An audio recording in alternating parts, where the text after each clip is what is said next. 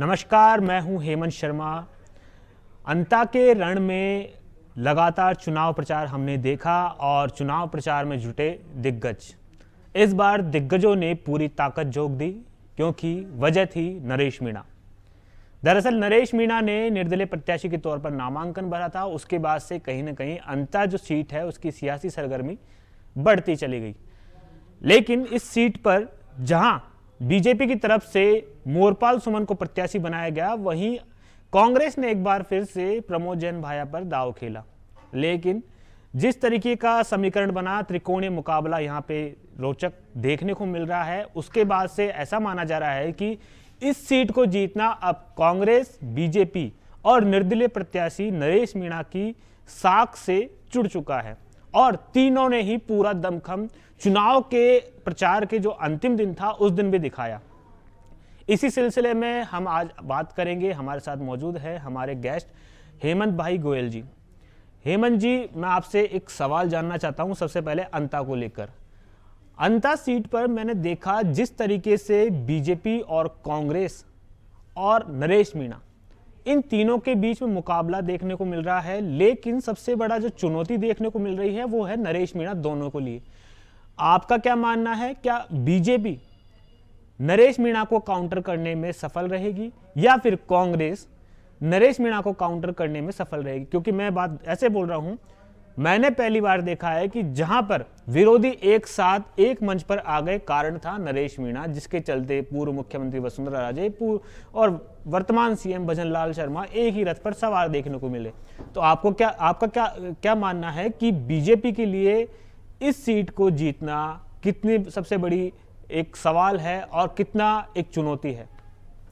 देखिए हेमंत जी, ये चुनाव निश्चित रूप से बीजेपी, कांग्रेस जी और नरेश मीणा जी तीनों के लिए बड़ी चुनौती है। जहां नरेश मीणा, कांग्रेस और बीजेपी दोनों के लिए चुनौती है, वहीं ये चुनाव तीनों के लिए चुनौती है। खुद नरेश मीणा 2 साल में उनका ये तीसरा चुनाव है। वो स्पष्ट तौर पर कह चुके हैं कि अगर मैं ये चुनाव नहीं जीता तो मेरा पॉलिटिकल कैरियर शुरू होने से पहले ही खत्म हो जाएगा। अब हम बात करें बीजेपी की। बीजेपी में यहाँ पर खुद वसुंधरा राजे, जो इनके लोकसभा क्षेत्र में ये विधानसभा क्षेत्र आता है, वहां पर वो सालों साल से वो उनके बेटे सांसद हैं, वो खुद सांसद रही हैं, वो विधायक हैं, 2 बार की पूर्व मुख्यमंत्री हैं। उनके बेटे को ही अंता चुनाव का प्रभारी बनाया गया है। तो ये चुनाव उनके लिए बेहद प्रतिष्ठा का सवाल है। हम बात करें मुख्यमंत्री भजनलाल शर्मा की, चूंकि उनके 2 साल के कार्यकाल की यहाँ पर एक तरह से परीक्षा की घड़ी है, उनके लिए ये बहुत प्रतिष्ठा का प्रश्न है। और चूंकि जो बीजेपी के प्रत्याशी मोरपाल सुमन है, वो तो खुद वसुंधरा राजे की सिफारिश पर उनको टिकट मिला है। बात हम कांग्रेस की करें तो कांग्रेस के जो प्रमोद भाया हैं, उनको ये टिकट अशोक गहलोत की सिफारिश पर मिला है। खुद गोविंद सिंह डोटासरा एक तरह से वहां पर चुनाव प्रभारी बनकर बैठे हैं। और चूंकि प्रमोद भाया, चूंकि यहाँ पर 2008 और 2018 दोनों बार ये चुनाव जीत चुके हैं और दोनों बार वो अशोक गहलोत सरकार में मंत्री रहे, अशोक गहलोत की बेहद खास मानी जाती हैं। तो अशोक गहलोत के लिए ये बेहद प्रतिष्ठा का सवाल है। तो अब ये चुनाव पूरी तरह से बहुत रोचक बन चुका है, बहुत प्रतिष्ठा का सवाल सबके लिए बन चुका है। और आप ये मान के चलिए कि अशोक गहलोत, अगर कांग्रेस यहां पर जीतती है तो अशोक गहलोत का दबदबा केंद्र में फिर से एक बार उनका जादू चलेगा। क्योंकि जिस तरह से कांग्रेस में आलाकमान में उनकी उपेक्षा की जा रही है, तो ये चुनाव अगर वो जीतते हैं तो ये वो कहने के लायक होंगे कि हाँ देखिए, अशोक गहलोत मॉडल आज भी राजस्थान में अपना जलवा बरकरार रखता है।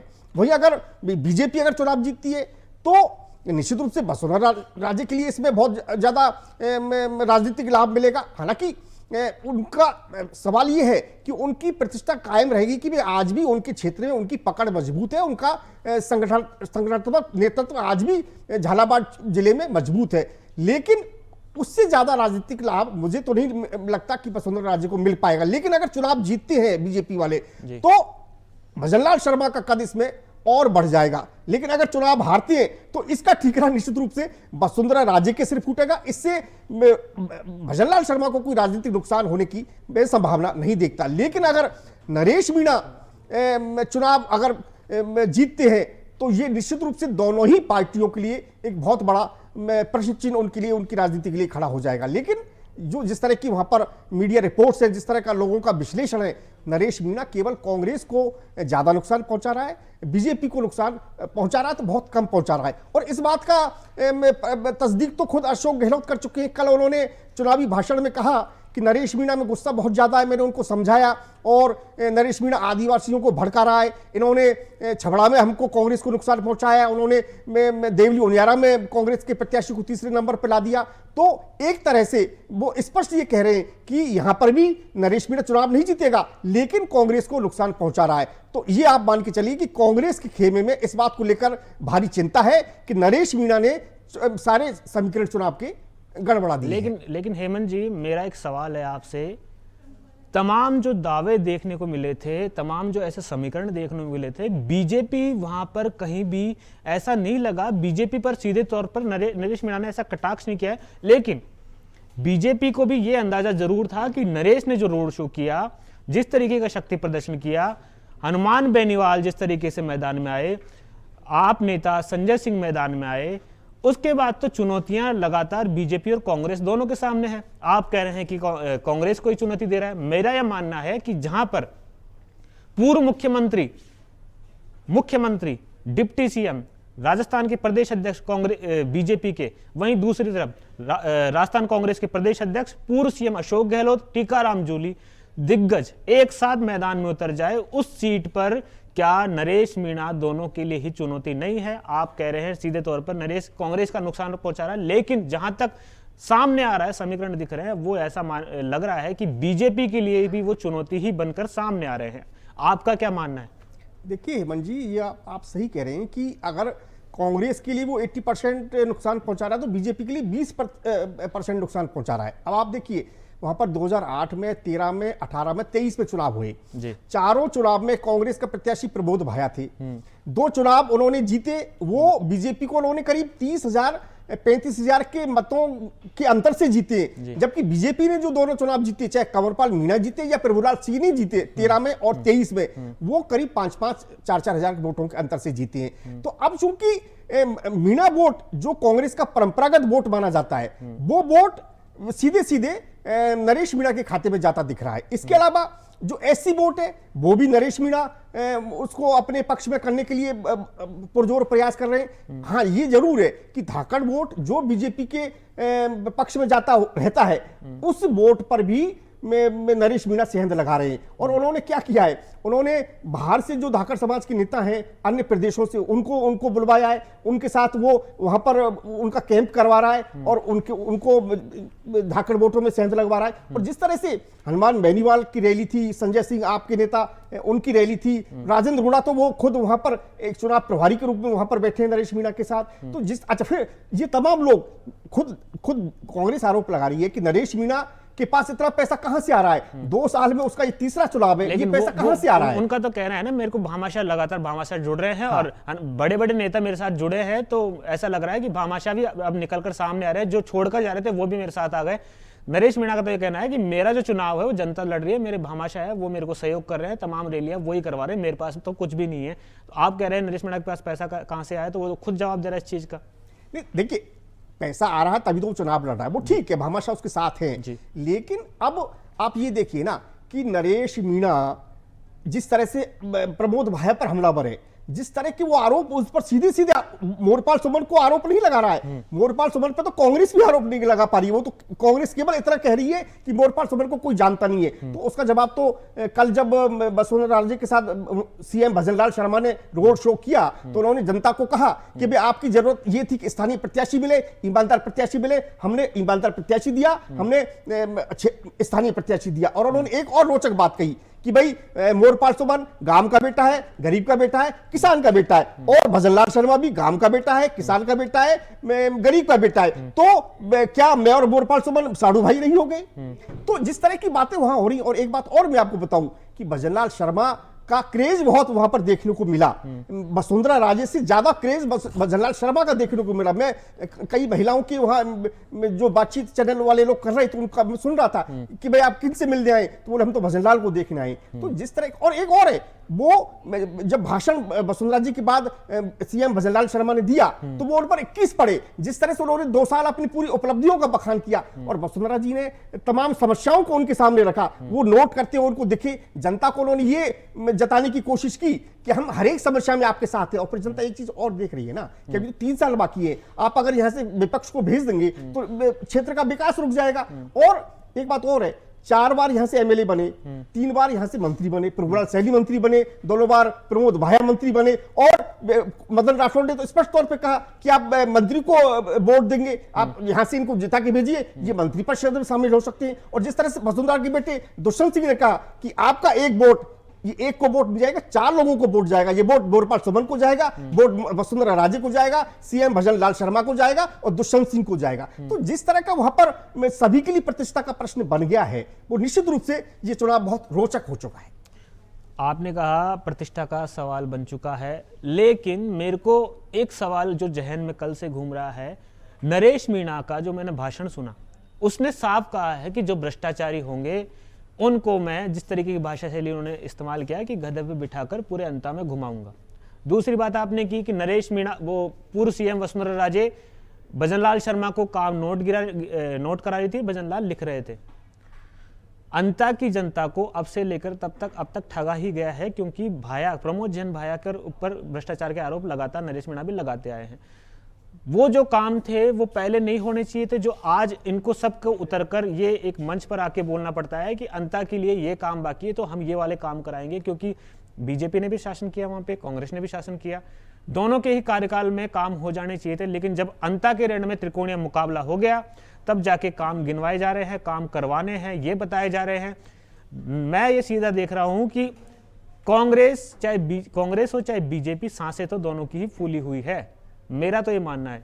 नहीं, बिल्कुल बिल्कुल बिल्कुल आप ठीक कह रहे हैं कि वहां इतने सालों से वहां की सांसद कौन है, वसुंधरा राजे के बेटे हैं ना, तो ये कामों की जो लंबी फेहरिस्त उनके सामने थी वो तो होनी ही नहीं चाहिए थी, क्योंकि 2 साल से भजनलाल शर्मा वहां मुख्यमंत्री हैं। तो अब जब आप खुद पूर्व सीएम वहां कामों को गिना रहे हैं, सीएम नोट कर रहे हैं, तो जाहिर सी बात है कि वो खुद एक तरह से डिफेंसिव मोड में आ चुके हैं। और ये तो मैंने खुद ने कहा ना, आप कह रहे हैं कि सब प्रमोद भाया पर वो हबिया, उन्होंने कहा कि आप नरेश मीणा को चुनाव जिताइए, किसी व्यक्ति को आपको चुनाव कोई पैसा नहीं देना पड़ेगा, अधिकारियों के पास आपको नहीं जाना, अधिकारी आपके पास चल के आएंगे। और एक बात और उन्होंने कही कि मैं गाय को राज्य माता का दर्जा दिलाऊंगा, क्योंकि प्रमोद भाया पर एक ये बात कही जाती है कि सब ये तो गायों की सेवा करते हैं, ये गोपालन मंत्री रहे। तो उन्होंने, तो जिस तरह से उन्होंने एक एक समस्या को गिनाया नरेश मीणा ने, जिस तरह से उन्होंने अपना स्थानीय समस्याओं को लेकर मैनिफेस्टो तैयार किया, वो निश्चित रूप से रोचक था।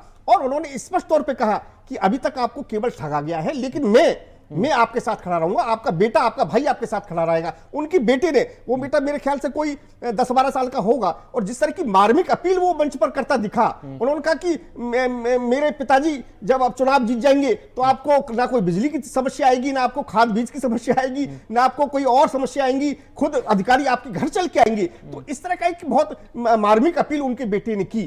तो निश्चित रूप से नरेश मीणा बहुत ज्यादा मार्मिक अपील ये करते दिख रहे हैं कि भाई मेरा तो ये तीसरा चुनाव है, अब मैं अगर चुनाव में नहीं जीता तो मेरा तो पॉलिटिकल कैरियर बिल्कुल शुरू होने से पहले समाप्त हो जाएगा। हेमंत जी, कुछ मैं ऐसे बयान सुन रहा था जो नरेश मीणा ने दिए हैं, क्या उनके आरोप को कैसे देखते हैं आप? क्या उनके आरोप सही तौर पर अगर देखा जाए तो बीजेपी में गुटबाजी है या नहीं है? क्योंकि उन्होंने सीधे तौर पर आरोप लगाया है कि ओम बिरला, लोकसभा अध्यक्ष ओम बिरला का सीधा सीधा यहां पर इंटरफेरेंस है अंता के उपचुनाव में, और वो चाहते हैं प्रमोद जैन भाया जीत जाए। ये नरेश मीणा के आरोप है, मैं उनके बयान सुन रहा था, ये मैं आपको बता रहा हूं। उनका कहना है कि वसुंधरा को नीचा करने के लिए ओम बिरला पूरे दाव खेल रहे हैं, और वो ऐसे लोगों के साथ जुड़े हुए हैं जो कैसे न कैसे मोरपाल सुमन को हरा दे और प्रमोद जैन भाया को जिता दे।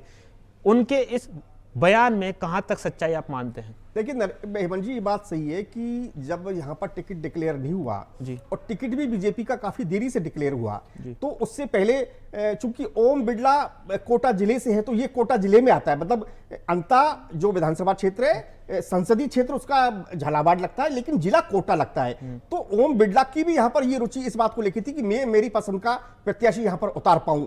लेकिन अब चूंकि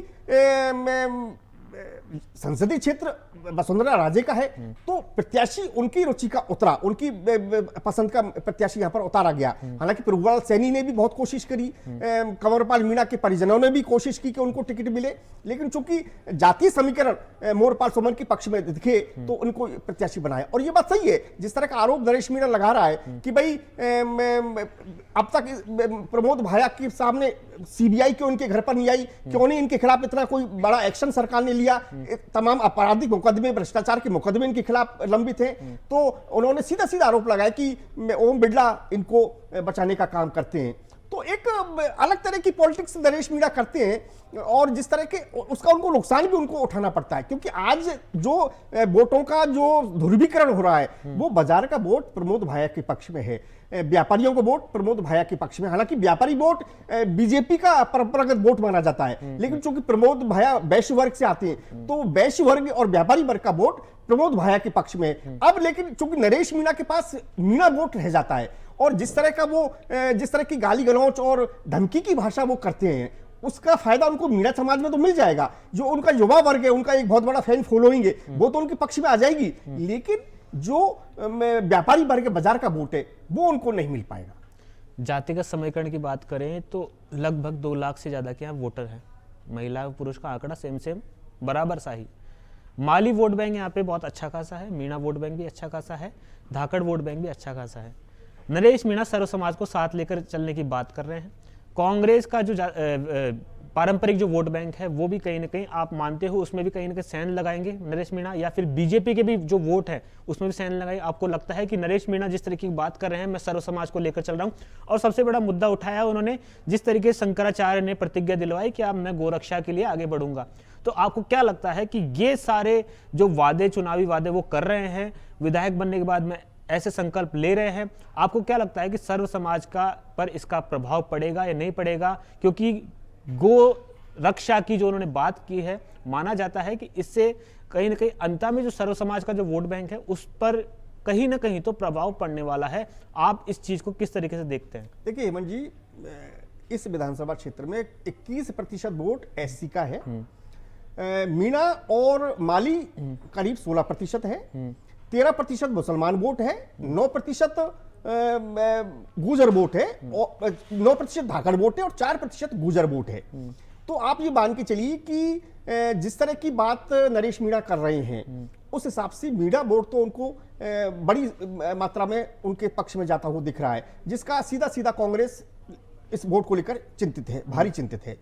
धाकड़ वोट पर मैंने आपको कहा कि वो सहमत लगाने की कोशिश कर रहे हैं, और जिस तरह से उन्होंने बड़ी रैली करी उसमें समाजवादी पार्टी के नेता अतुल प्रधान को बुलाया, एक धाकड़ समाज के नेता को बुलाया। उन्होंने कहा कि आज पहली बार जाट और राजपूत एक साथ मंच शेयर कर रहे हैं, मतलब राजेंद्र गुढ़ा और हनुमान पहली बार वो दोनों एक साथ मंच पर दिखे। उन्होंने कहा कि मैंने मीणा गुजर को एक साथ कर दिया, इस तरह का वो दावा करते हैं। तो जिस तरह से उन्होंने गौमाता को राज्य माता का दर्जा दिलाने की बात करी, भ्रष्टाचार को खत्म करने की बात करी, तो निश्चित रूप से वो बातें बहुत अच्छी हो रही हैं। लेकिन अब प्रश्न ये है कि क्या नरेश मीणा इतना दोनों को नुकसान पहुंचाकर वो चुनाव जीत सकते हैं? इसकी संभावना मुझे कम नजर आती है। मुझे जो वहां का जो आज की तारीख में विश्लेषण नजर आता है वो ये नजर आता है कि नरेश मीणा बीजेपी को नुकसान कम पहुंचा रहे हैं, कांग्रेस को नुकसान ज्यादा पहुंचा रहे हैं। खुद अशोक गहलोत इसको अपनी बात स्वीकार कर चुके हैं। जिस तरह से गोविंद सिंह डोटासरा वहां पर गए, उनके खिलाफ जिस तरह से हूटिंग हुई, डोटासरा के गाड़ियों के टायर पंक्चर हो गए, वो गाड़ी से बाहर नहीं निकल पाए।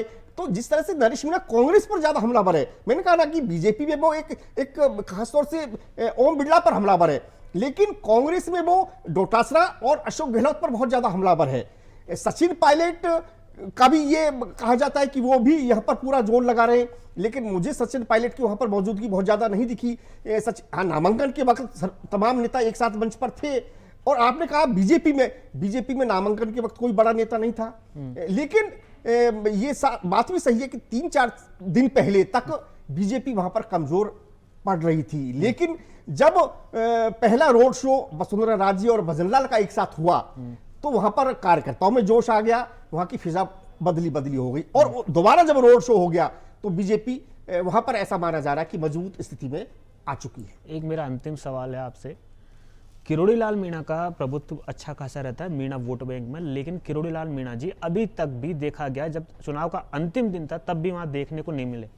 भीतर जो खाने खबरें आ रही है वो ऐसा माना जा रहा है कि जो मीणा वोट बैंक है उसमें बीजेपी को फायदा नरेश मीणा को फायदा पहुंचाने के लिए ऐसी ही बातें सामने आई है। क्या किरोड़ी लाल मीणा का नदारत लेना मैदान से कोई दूसरे कारण बता रहा है? आपको क्या लगता है कि गुटबाजी या फिर जो सामने आई थी खबरें, अंतरकाले की खबरें सामने आई थी, क्या अभी भी हावी है किरोड़ी लाल मीणा का नदारत लेना? ये एक संकेत देता है, आपका क्या मानना है? देखिए हेमंत जी, दो तरह की चर्चाएं थी। पहली चर्चा सचिन पायलट को लेकर थी। सचिन पायलट जब राजस्थान प्रदेश कांग्रेस के अध्यक्ष थे तब उनके कार्यकाल में नरेश मीणा ने कांग्रेस ज्वाइन की थी।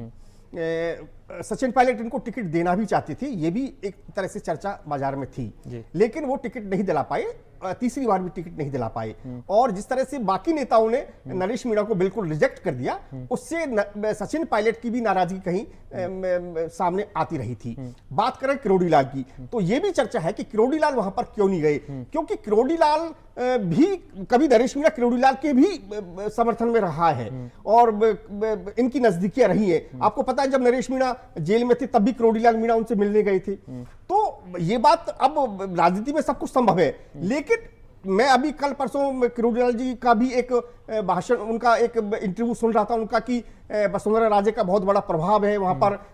वो जिस तरह से वसुंधरा राजे की पक्ष में बात कर रहे थे, उससे लगा कि कहीं न कहीं वो अब उन्होंने अपने आप को वहां की चुनावी फिजा से दूर कर लिया। तो ये थे हमारे साथ में हेमंत भाई गोयल जी। इन्होंने अंता उपचुनाव पर अपने तमाम जो वक्तव्य हैं वो रखे हैं, साथ ही उन्होंने बताया है कि मुकाबला रोचक है। अब जब जनता वोट देने जाएगी, जब चुनाव परिणाम बाद में निकलेंगे, उसके बाद ही वो तो जो सारा जो अब तक जो दाव पेच लगाए सारा शक्ति प्रदर्शन था वो सामने निकल कर आएगा कि कौन अंता की सीट पर काबिज होने वाला है। तब तक आप देखते रहिए लोकमत राजस्थान।